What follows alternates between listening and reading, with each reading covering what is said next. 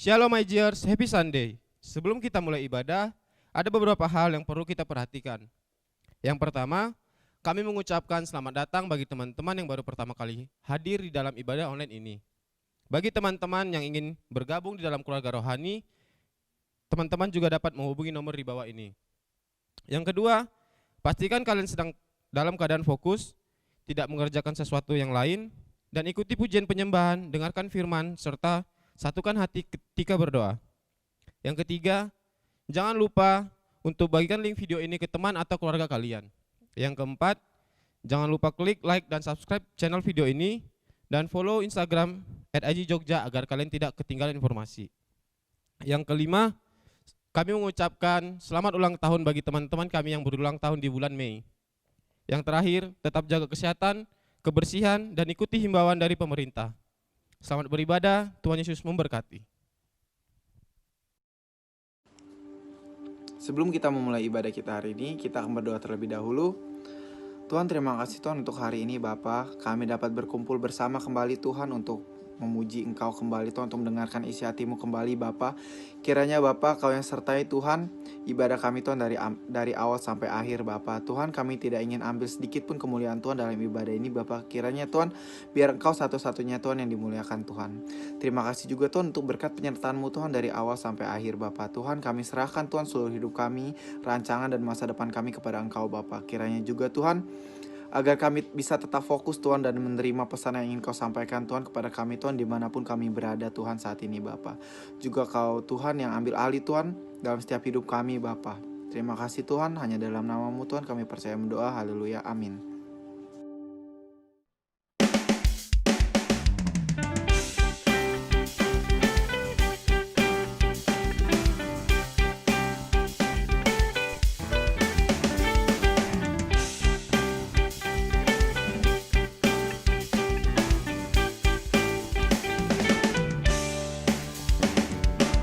Mataku hanya memandang padamu, telingaku kan selalu mendengar suaramu, mulutku dipenuhi pujian, berikan damai di jiwaku, hidupku untuk beritakan firman-Mu dan genapi rancangan-Mu untuk dunia.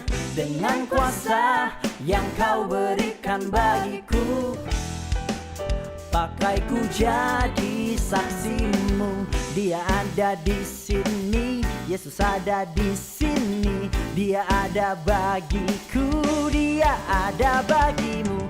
Dan ku angkat tanganku pada Sang Raja. Jadilah kehendak-Mu, Yesus Tuhanku. Pergi dan nyatakan kasih-Mu, membawa hadirat-Mu. Oh, na na na na na na na na na.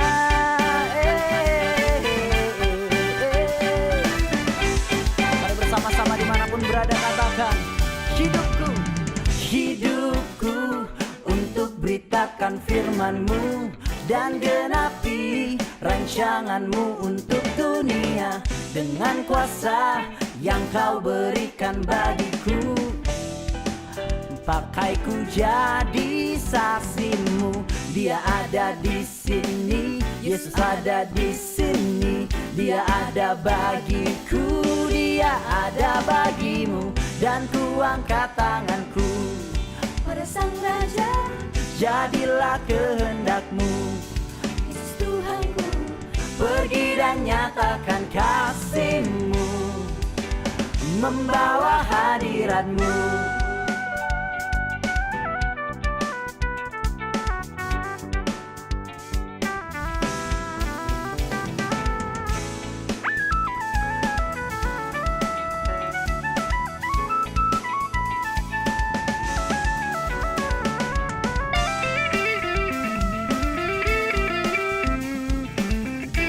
Mari dimanapun berada sama-sama katakan, God is here, come on. Dia ada di sini, Yesus ada di sini. Dia ada bagiku, Dia ada bagimu. Dia ada di sini, Yesus ada di sini.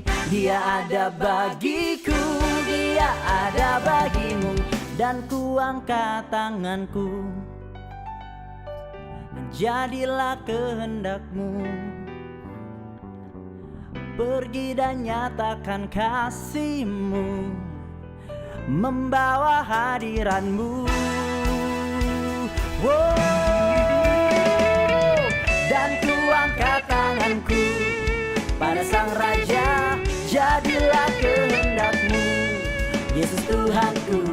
Pergi dan nyatakan kasih-Mu, membawa hadiran-Mu, membawa hadiran-Mu, membawa hadiran-Mu.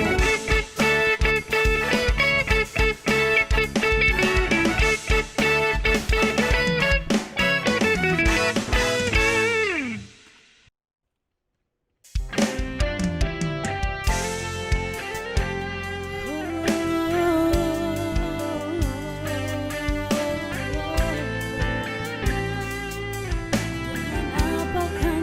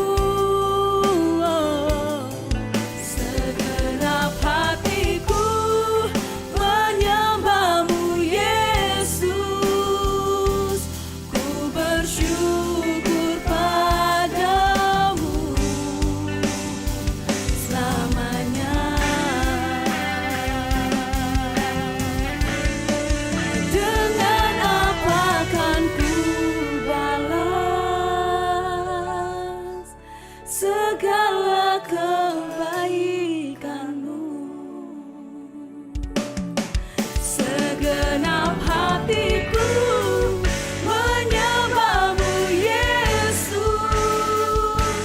Ku bersyukur padamu, dengan apa kan ku balas segala kebaikanmu. Segenap hatiku menyembahmu Yesus. Ku bersyukur padamu, segenap hatiku menyembahmu Yesus. Ku bersyukur padamu, segenap hatiku menyembahmu Yesus. Ku bersyukur padamu selamanya. Oh, selamanya Tuhan. Kami bersyukur Bapa buat setiap kasih-Mu, buat setiap penyertaan dalam hidup kami. Terima kasih Tuhan, Engkau sungguh luar biasa dalam hidup kami. Haleluya,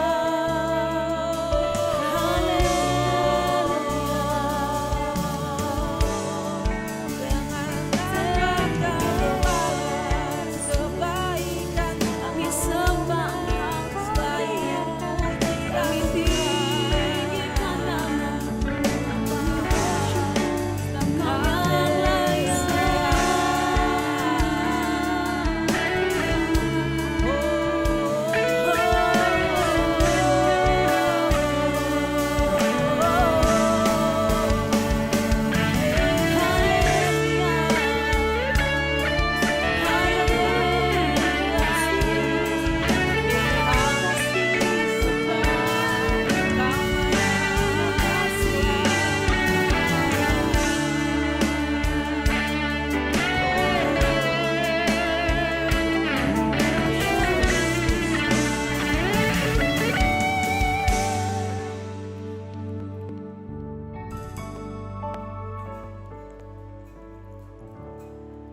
I'm not enough unless you come. Will you meet me here again? 'Cause all I want is all you are. Will you meet me here again? I'm not enough unless you come. Will you meet me here again? 'Cause all I want is all you are. Will you meet me here again? Oh, I'm not enough unless you come. Will you meet me here again? Oh, 'cause all I want is all you are. Will you meet me here again?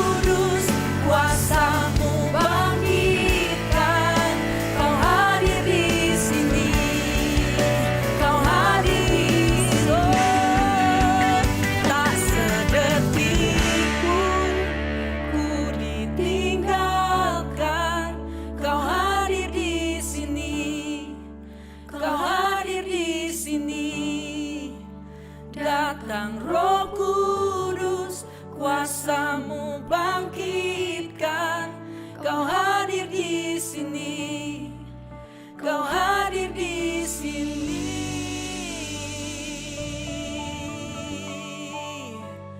Ya, Kau hadir di sini, Tuhan. Kemuliaan bagi Allah di tempat yang maha tinggi. Kemuliaan bagi Yesus, Tuhan yang memerintah atas segalanya, Raja segala raja.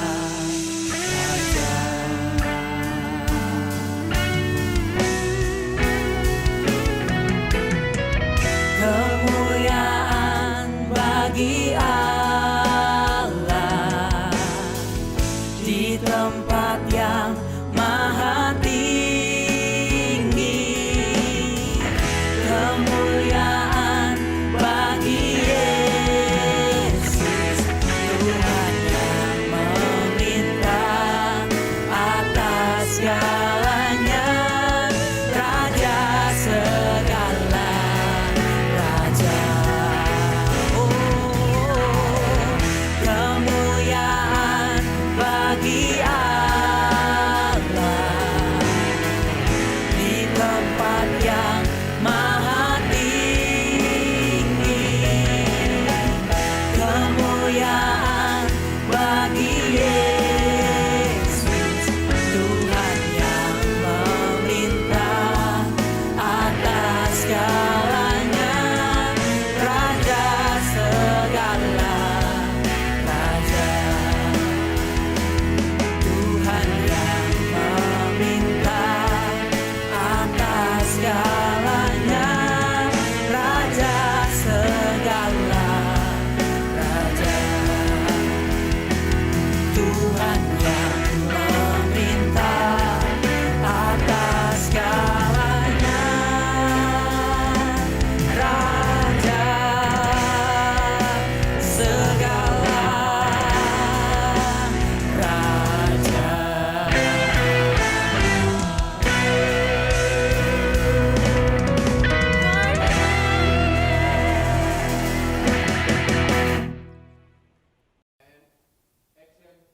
Shalom.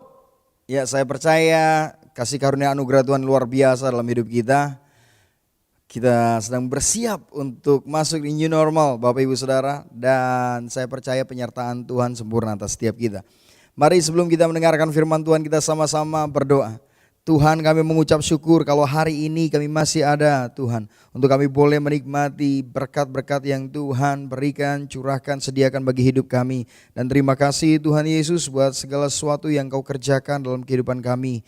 Dan biarlah setiap kami Bapa boleh belajar mendengar apa yang menjadi tuntunan dan arahan dari firman-Mu Bapa. Urapi hamba-Mu, biarlah hamba-Mu menyampaikan apa yang menjadi isi hati-Mu Tuhan. Di dalam nama Yesus kami berdoa dan mengucap syukur. Haleluya. Amin.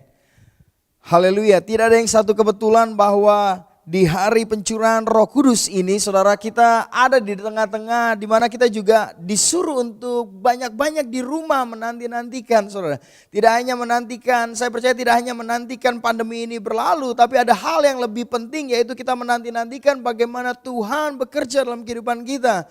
Dan saya percaya di waktu-waktu ini Tuhan gerakkan kita untuk terus berdoa, terus berdoa, terus berdoa.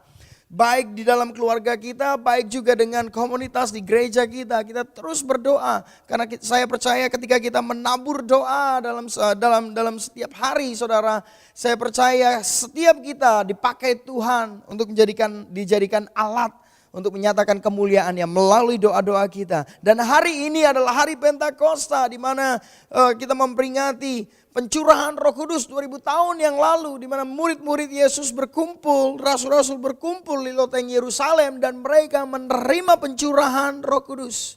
Mari kita semua sama-sama melihat dan bagaimana kerja daripada Roh Kudus atas setiap murid-murid dan rasul-rasul. sangat luar biasa. Mari kita mau belajar dari kitab Yeskiel 37, perikopnya tentang kebangkitan Israel. Dan saya mau bilang Israel saudara dan saya, jadi saya bisa bilang bahwa ini kebangkitan kita. Kebangkitan kita. Ayat yang pertama dikatakan seperti ini. Lalu kekuatan Tuhan meliputi aku dan ia membawa aku keluar dengan perantaraan rohnya dan menempatkan aku di tengah-tengah lembah. Dan lembah ini penuh dengan tulang-tulang. Ia membawa aku melihat tulang-tulang itu berkeliling-keliling dan sungguh amat banyak bertaburan di lembah itu. Lihat tulang-tulang itu amat kering. Saudara, ini bicara tentang situasi dan kondisi di dalam lembah, ada banyak tulang-tulang. Saudara, ini situasi di mana terjadi kematian, kebinasaan, kehilangan pengharapan, tidak ada kehidupan. Ini situasi dan saya mau bilang ya mungkin mirip-mirip juga dengan apa yang kita alami saat ini. Ada banyak orang kehilangan nyawanya karena pandemi ini. Ada banyak orang juga kehilangan pekerjaan, ada banyak orang juga kehilangan pengharapan, bahkan ada banyak orang juga kehilangan pasangan hidup. Karena mungkin dipanggil Tuhan ya, karena wabah ini. Dan ada banyak juga yang mulai kehilangan iman untuk masa depan. Gambaran ini seperti lembah yang kelam. Seperti lembah yang penuh dengan tulang-tulang dan dikatakan lebih lagi, tulang-tulang itu amat kering. Jadi benar-benar seperti tidak ada pengharapan. Inilah situasi dan kondisi yang terjadi saudara. Di Yeskiel 37 dikatakan seperti itu. Tapi di ayat yang selanjutnya dikatakan di ayat yang ketiga, lalu ia berfirman kepadaku, hai anak manusia, dapatkah tulang-tulang ini dihidupkan kembali? Aku menjawab, ya Tuhan Allah, engkaulah yang mengetahui. Lalu firman-Nya kepadaku, bernubuatlah mengenai tulang-tulang ini dan katakanlah kepadanya, hai tulang-tulang yang kering, dengarlah firman Tuhan. Jadi saudara, di sini dikatakan di ayat yang ketiga dan keempat bahwa saudara perkatakanlah firman Tuhan, perkatakanlah perkataan-perkataan iman. Di sini dikatakan firman Tuhan tidak hanya diperkatakan ketika kita ada di gereja, ketika kita berdoa, tetapi saudara ini dikatakan perkatakan firman Tuhan. Bahkan ini diperkatakan bukan kepada orang hidup, diperkatakan kepada tulang-tulang yang kering. Artinya dalam situasi-situasi yang sulit sekalipun firman Tuhan saudara bisa kita perkatakan, dan firman Tuhan saya mau katakan harus kita perkatakan. Kenapa? Karena dari firman Tuhan itulah timbul akan iman kita. Iman timbul dari perkataan firman Tuhan. Ketika Yeskiel disuruh bernubuat kepada tulang-tulang, dengarlah firman Tuhan. Dan saya percaya setiap kita, bahkan Daud berbicara seperti ini dalam dirinya. Hai jiwaku, pujilah Tuhan. Hai jiwaku, pujilah Tuhan. Hai jiwaku, mengapa engkau bersedih, mengapa engkau gundah gulana. Saudara, kepada setiap kita saudara, kita diberi kuasa, yaitu firman Tuhan untuk kita perkatakan. Ketika kita menghadapi pergumulan, kita menghadapi perasaan yang gak enak, kita bisa perkatakan, hai jiwaku, pujilah Tuhan. Seperti yang Daud lakukan.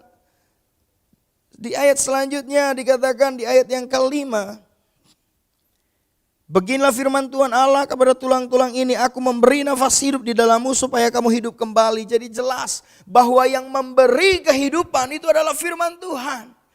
Ketika Yesus dicobai di padang gurun, 40 hari 40 malam dia berpuasa. Dan ketika dia rasakan lapar, iblis datang mencobai dan berkata, jikalau engkau anak Allah, ubahlah batu ini menjadi roti. Lalu Yesus berkata, ada firman Tuhan berkata bahwa manusia hidup bukan dari roti saja, melainkan dari firman, dari perkataan Allah.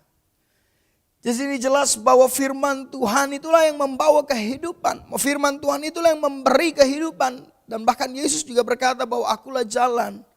Ya, jalan kehidupan. Bahwa dikatakan di sini firman Tuhan itulah yang menghidupkan. Dan kalau kita buka Yohanes pertama ayat 1 sampai 3, pada mulanya adalah firman, firman bersama-sama dengan Allah dan firman itu adalah Allah. Dan tanpa dia, tanpa firman itu tidak ada segala sesuatu yang dapat dijadikan. Kalau kita lihat lagi ke kejadian pertama, bagaimana Tuhan menciptakan semuanya oleh karena firman.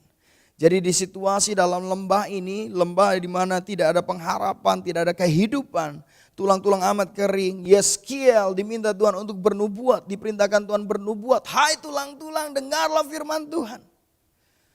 Saya percaya setiap kita, ketika kita mendengarkan firman Tuhan, saya percaya dalam hati kita ada pengharapan, ada kekuatan sehingga kita bisa berkata amin. Kenapa? Karena kita percaya, karena ada pengharapan dalam firman Tuhan.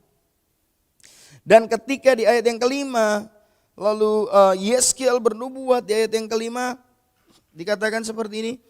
Beginilah firman Tuhan Allah kepada tulang-tulang, aku memberi nafas hidup di dalammu supaya kamu hidup kembali. Ayat yang keenam, aku memberi urat-urat padamu dan menumbuhkan daging padamu, aku akan menutupi kamu dengan kulit dan memberikan kamu nafas hidup supaya kamu hidup kembali dan kamu akan mengetahui bahwa akulah Tuhan.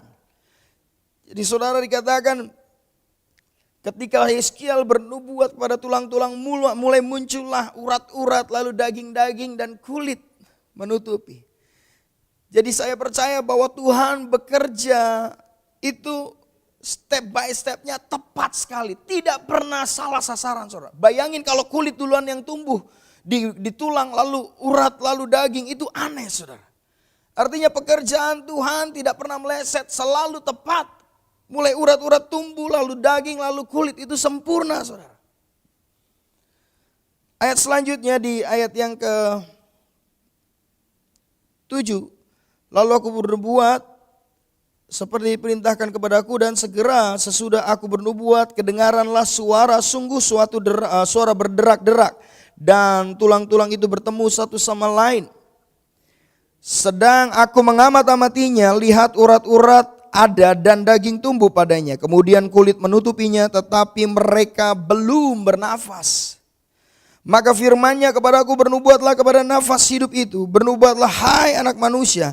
Dan katakanlah kepada nafas hidup itu, beginilah firman Tuhan Allah. Hai nafas hidup, datanglah dari keempat penjuru angin dan berhembuslah ke dalam orang-orang yang terbunuh ini supaya mereka hidup kembali. Ada perkataan di sana yang menjelaskan dari tulang-tulang yang ada di lembah itu, yaitu orang-orang yang terbunuh.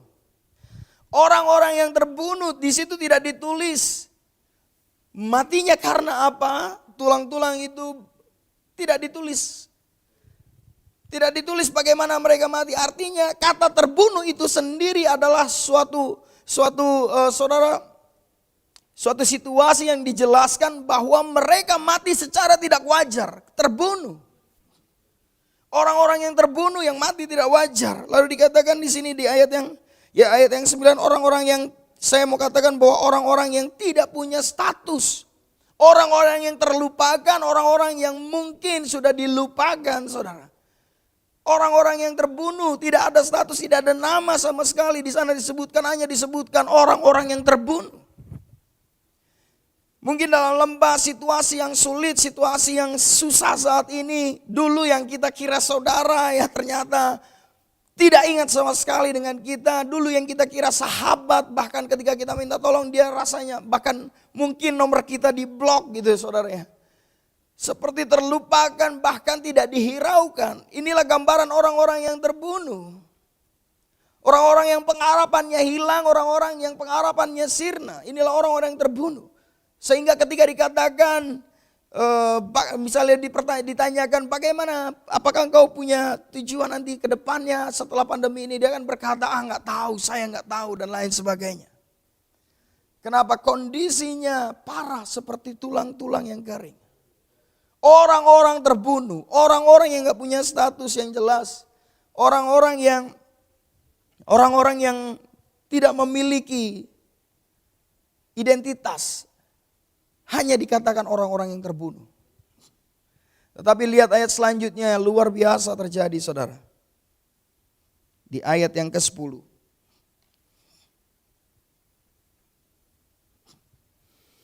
Lalu aku bernubuat seperti diperintahkannya kepadaku. Dan nafas hidup itu masuk di dalam mereka. Sehingga mereka hidup kembali. Mereka menjejakkan kaki suatu tentara yang sangat besar. Mereka yang awalnya dikatakan orang-orang yang terbunuh, gak punya identitas, gak punya tujuan hidup. Lalu ketika nafas hidup itu berembus dan mereka hidup kembali, berdirilah suatu tentara yang sangat besar, saudara. Mereka sudah memiliki identitas dari orang yang terlupakan, orang yang mungkin gak tahu dari mana. Ketika firman Allah dinyatakan dan mereka hidup kembali, mereka punya tujuan, mereka punya visi. Kenapa? Karena di situ ditulis dengan jelas mereka menjadi suatu tentara yang sangat besar. Seorang tentara pasti punya tujuan, seenggak-enggaknya seorang tentara pasti punya perintah dari atasannya sehingga dia mengerti apa yang harus dia lakukan. Dan saya percaya saudara dan saya adalah tentara, ya tentaranya Tuhan yang Tuhan tentukan. Kenapa? Karena ada order, ada perintah yang Tuhan berikan dalam hidup kita. Dari orang yang dulu kita nggak tahu siapa, nggak tahu apa-apa, atau bahkan dari orang yang tidak berdaya. Ketika Roh Kudus, saya percaya saudara, ketika Roh Kudus memberi kehidupan kepada kita, dan saya percaya sama seperti kalau kita lihat dari rasul-rasul, khususnya kita belajar dari yang namanya Rasul Petrus.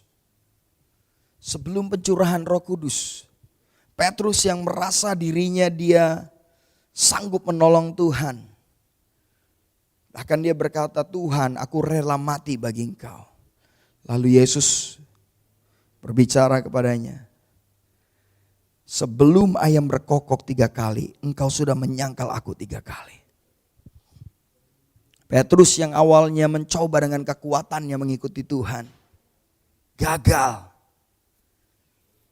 Ketika di Taman Getsemani Yesus ditangkap, Petrus mengeluarkan pedang lalu memotong telinga dari pengawal itu. Setelah itu ketika Petrus mengikuti Yesus, ketika ditangkap di pelataran rumah imam besar, saudara, Petrus waktu itu ditanyakan seorang hamba, engkau juga orang Galilea yang biasa bersama-sama dengan Yesus? Lalu dia menyangkal, enggak, bukan aku. Padahal dia tahu betul, saudara. Karena dikatakan orang Galilea itu punya lafal yang beda, punya saudara ya, punya logat yang berbeda. Kalau Indonesia semua logat banyak yang berbeda, yang kental itu logat orang Batak gitu saudara. Logat orang Madura, logat orang Banyumas. Gak mungkin kalau ditanya, kamu pasti dari Madura gitu kan. Lalu dia bilang, oh gak mungkin Pak, saya bukan dari Madura. Gak mungkin Pak. Jadi gak bisa orang bilang kalau logatnya udah jelas logat Madura, lalu dia bilang bukan dari Madura. Tapi Petrus tetap menyangkal bahwa dia tidak mengenal Yesus. Setelah 3 kali ayam berkokok, lalu Petrus ingat akan perkataan Yesus. Dan di situ dikatakan bahwa Petrus sangat sedih. Setelah itu yang terjadi pada Petrus, jadi orang yang bimbang, tidak tahu arah, saudara. Ketika dikabarkan bahwa kubur Yesus kosong, dia lari yang paling pertama untuk menjumpai. Kenapa? Karena ada rasa bersalah yang sangat dalam hati Petrus. Ada rasa bersalah yang sangat sehingga dia mau membereskan hatinya. Tuhan, gitu ya, mau istilahnya kayak mau bayar salah, saudara. Dia ke kubur dan kubur itu kosong. Akhirnya di Danau Galilea, di suatu hari di Danau Galilea sebelum Yesus terangkat ke sorga. Tiba-tiba Petrus bilang, aku mau menjala ikan. Petrus yang sudah Tuhan katakan bahwa engkau akan kujadikan dari penjala ikan menjadi penjala manusia. Petrus yang sudah diberikan identitas sama Tuhan untuk menjadi penjala manusia, dia meninggalkan. Dia seperti tulang-tulang yang kering, tidak punya pengharapan. Lebih baik aku balik ke manusia lama aku. Aku balik ke yang dulu. Ya. Lalu di danau Galilea itu disitulah dia bertemu dengan Yesus dan alami pemulihan hatinya. Saudara sudah tahu cerita ini bahwa Yesus menanyakan kepada Petrus 3 kali, apakah engkau mengasihi aku? Ya Tuhan, gitu ya. Gembalakanlah domba-domba aku. Di situ saya melihat bagaimana Yesus tetap mempercayakan Petrus untuk membalakan domba-dombanya. Nggak peduli kegagalan yang sudah dia buat. Tapi saudara, selanjutnya setelah Yesus naik ke sorga, lalu murid-murid menanti-nantikan 10 hari. Mereka menanti-nantikan Roh Kudus, dan di hari yang ke-10, ya dari kenaikan Yesus sampai sekarang ini hari yang ke-10, Roh Kudus dicurahkan. Apa yang terjadi saudara?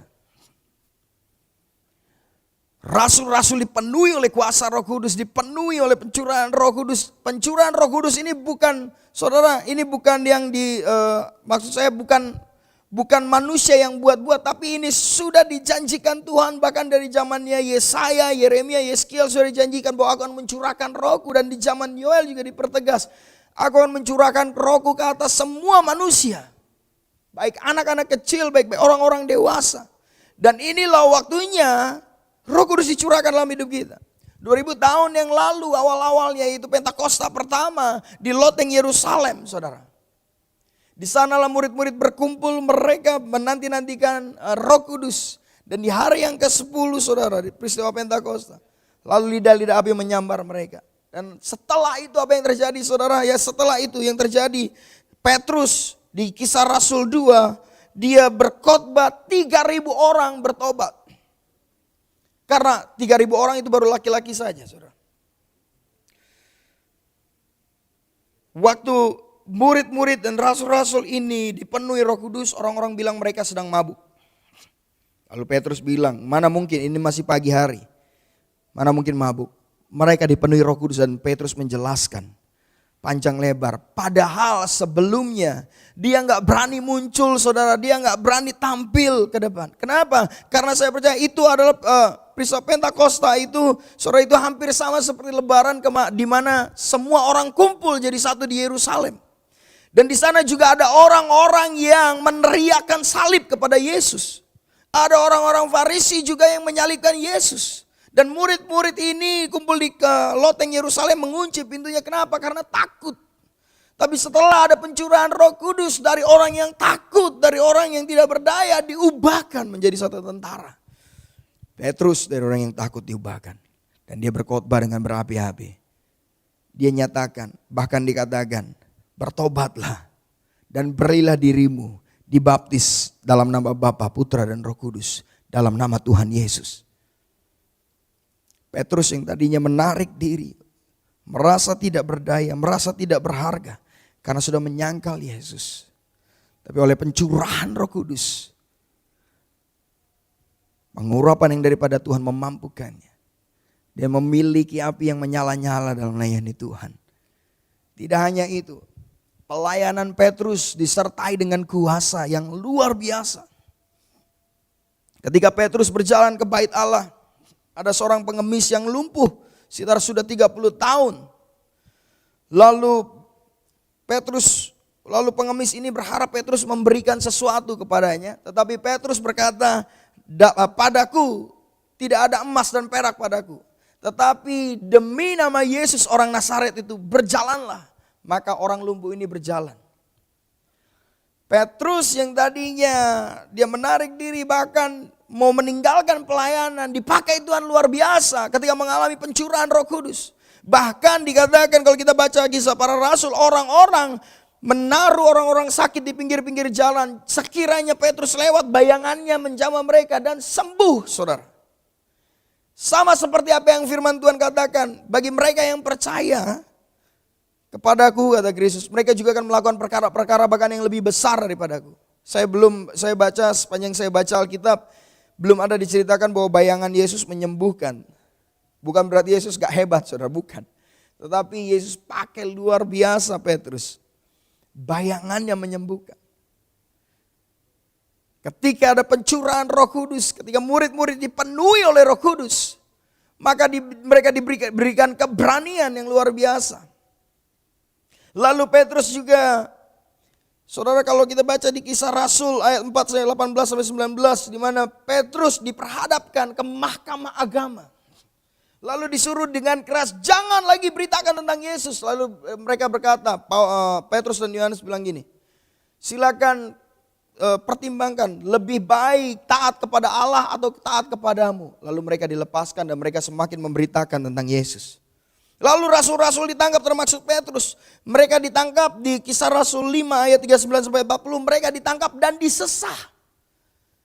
Tapi apa yang terjadi ketika mereka disesah, mereka dianiaya, saudara, ketika mereka keluar dari sana, mereka bersuka cita karena dianggap layak untuk menderita dan dihina oleh karena nama Yesus. Artinya ketika ada pencurahan Roh Kudus dalam hidup kita, tidak hanya hidup kita penuh dengan kuasa, tetapi kita diberikan keberanian, saudara, bahkan menghadapi maut sekalipun Tuhan berikan keberanian. Karena kalau memang itu kehendaknya, kita akan dimampukan oleh Tuhan. Amin. Dan yang lebih penting lagi, Roh Kudus dicurahkan bukan hanya untuk kita menerima kuasa. Memang firman Tuhan berkata engkau akan terima kuasa, Kisah Rasul 1 ayat 8. Memang engkau akan terima kuasa jika Roh Kudus turun atas kamu. Tapi itu bukan poin utamanya, saudara. Poin utama dari pencurahan Roh Kudus bukan hanya supaya engkau terima kuasa, supaya engkau bisa doain orang sakit sembuh, supaya engkau ketika engkau berkhotbah gitu orang-orang semuanya rebah lawatan Tuhan.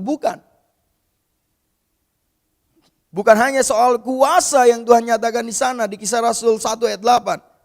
Tapi dikatakan bahwa engkau akan menjadi saksiku di Yerusalem, Yudea, Samaria, bahkan sampai ke ujung bumi. Inilah, saudara, yang paling penting, poin yang paling penting dari pencurahan Roh Kudus. Supaya apa? Supaya kita yang menerima Roh Kudusnya, menerima Rohnya dalam hidup kita, kita menjadi saksi dimanapun kita berada. Yerusalem, Yudea, Samaria, sampai ke ujung bumi. Baik engkau di kantor, di bisnis usaha, di gereja, di pergaulanmu, dimanapun engkau berada, menjadi saksi Kristus.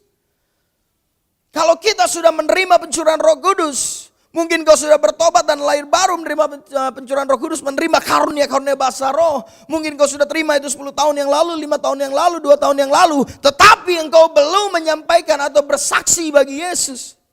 Ada yang salah berarti, saudara.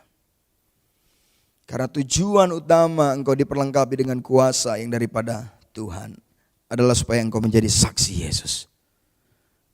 Menjadi saksiku, kata Tuhan. Dalam bahasa Yunaninya martir. Kalau kita dengar kata martir pasti menyerahkan nyawa kita. Karena memang firman Tuhan sudah berkata, barang siapa yang takut kehilangan nyawanya, dia akan kehilangan. Tapi barang siapa yang kehilangan nyawanya oleh karena namaku, dia akan mendapatkannya.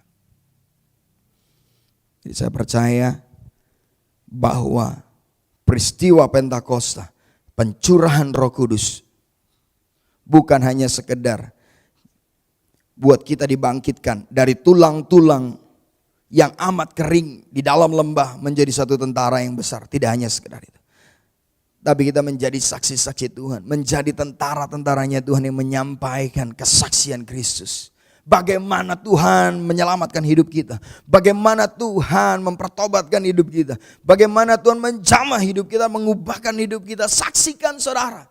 Karena saya percaya justru bahkan di masa-masa sulit saat ini ada banyak orang cari jawaban tetapi mereka tidak mendapatkan. Tetapi ketika engkau membuka mulutmu untuk bersaksi bagi Yesus, saya percaya ada kuasa yang menyertai perkataan-perkataanmu. Sehingga orang yang mendengar perkataan-perkataanmu mereka dikuatkan dan mereka menemukan jawaban itu. Jadi ini waktunya Bapak Ibu Saudara semua untuk kita boleh jadi menjadi saksi Yesus. Tapi Pak, saya nggak punya talenta ini, saya nggak punya talenta itu. Saya nggak pandai bicara dan lain sebagainya. Ketika Roh Kudus memenuhi setiap hidup kita, maka Roh Kudus akan memampukan setiap kita untuk berkata-kata. Dari rasul-rasul Yesus, kebanyakan mereka bukan orang-orang yang pintar, terpandang, bukan, saudara. Bahkan Matius pemungut cukai ada di sana. Simon orang Zelot, pemberontak pada bangsa Romawi. Petrus, Yakobus, Yohanes seorang nelayan. Bahkan ketika mereka diperhadapkan ke mahkamah agama, mereka dikatakan mereka bukan orang terpelajar. Bagaimana mereka bisa memperkatakan ini semua pengetahuan, ini semua bagaimana? Karena Roh Kudus. Saya percaya ketika Roh Kudus dicurahkan dalam hidup kita, maka Roh Kudus akan memampukan setiap hidup kita untuk kita boleh menjadi saksi. Amin. Jikalau engkau mungkin merasa saat ini, saat-saat seperti